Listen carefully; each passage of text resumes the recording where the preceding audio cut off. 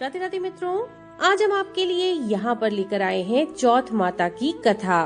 तो दोस्तों, चौथ माता की अति पुण्यदायिनी कथा को सुनिए और चौथ माता की जय जयकार लगाते जाइए।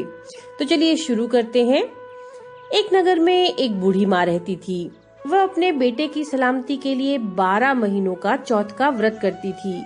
हर चौथ को पंसारी को थोड़ा सा गुड़ और घी लाकर 4 लड्डू बनाती, एक बेटे को देती, एक से पूजा करती, एक हथकार के लिए निकालती और एक चांद उगने पर खुद खा लेती थी।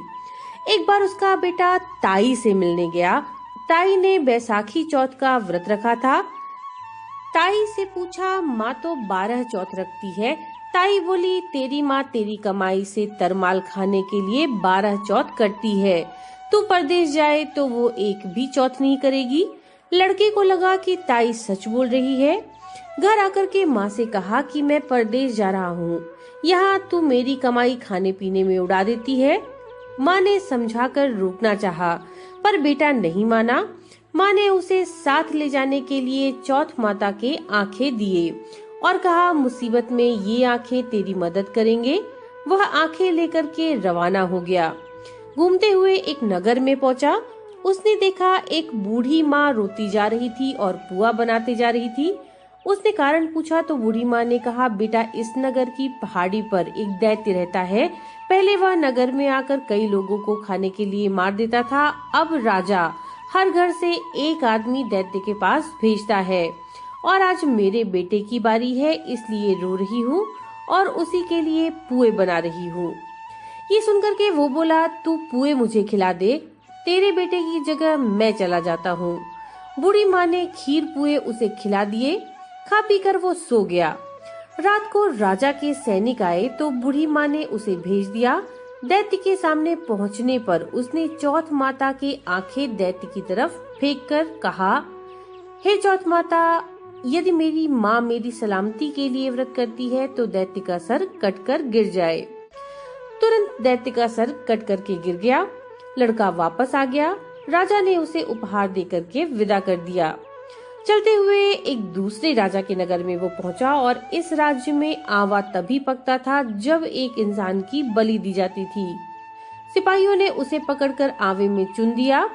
लड़के ने आंखें आवे में डाल दी और कहा, हे चौथ माता, यदि मेरी माँ मेरे लिए व्रत करती है तो आवा मेरी बलि लिए बिना ही झट से पक जाए। आवा तुरंत पक गया। आवे में से मिट्टी की जगह सोने चांदी के बर्तन निकले। अंदर से लड़का बोला, बर्तन जरा धीरे धीरे निकालना, मुझे लग न जाए। राजा ने उसे निकलवाया और पूछा कि इस आवे से तुम बच कैसे गए। लड़के ने बताया कि उसकी माँ चौथ माता का व्रत करती है, व्रत के कारण ही वह बच गया है। और ये सुनकर के राजा को विश्वास नहीं हुआ। उसने एक चांदी की सुराही मंगवाई और कहा कि सुराही की नली से निकल करके दिखाओ, तभी मुझे विश्वास होगा। लड़के ने चौथ माता को याद करके आंखें सुराही में डाल दी और कहा, मैं भंवरा बनूं, सुराही से निकलूं। लड़का भंवरा बनकर के सुराही से निकल गया। राजा ने खुश होकर के राजकुमारी की शादी उससे करवा दी और सभी लोगों को चौथ माता का व्रत करने को कहा। इसके बाद उसे माँ की याद आई। उसने राजा के पास जाकर खुद के नगर जाने की इच्छा जाहिर की। राजा ने रथ, घोड़ा, हाथी और खूब सारा दान दहेज दे करके उनको विदा किया। चौथ के दिन अपने नगर पहुंचा। वह अकेला पंसारी के यहाँ माँ का इंतजार करने लगा और सोचा, चौथ है तो माँ यहाँ जरूर आएंगी। थोड़ी देर बाद लकड़ी टेकती हुई माँ आती हुई दिखाई दी। उसकी माँ के आंखों में जाले आने के कारण दिखना कम हो गया था। लड़के ने जानबूझकर अपना पैर लकड़ी पर लगा दिया और कहने लगा, बल रे पूत काटी मेरे पैर के लगा दी। माँ ने उसे पहचाना नहीं। कहने लगी, भैया मुझे चाहे जितनी गाली दे दो, लेकिन मेरे बेटे को कुछ मत कहना। बेटा माँ के चरणों में गिर पड़ा और कहा, माँ मैं ही तेरा बेटा हूँ, मुझे माफ कर दो। माँ ने उसे गले लगा लिया। नगर के लोगों को विश्वास नहीं हुआ कि वह उसी का बेटा है। तब बूढ़ी माता ने चौथ माता को याद करके कहा, हे चौथ माता, यदि मैं अपने बेटे के लिए व्रत करती हूँ तो मेरे स्तन में दूध भर जाए और उसकी धार मेरे बेटे के मुंह में गिरे। ये कहते ही माँ के स्तन से दूध की धार निकलकर बेटे के मुंह में गिरने लगी। लोग चौथ माता की जय जयकार करने लगे।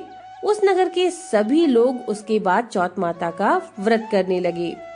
हे चौथ माता, जैसे बूढ़ी माँ और उसके बेटे की सहायता की, वैसे ही हमारी भी करना।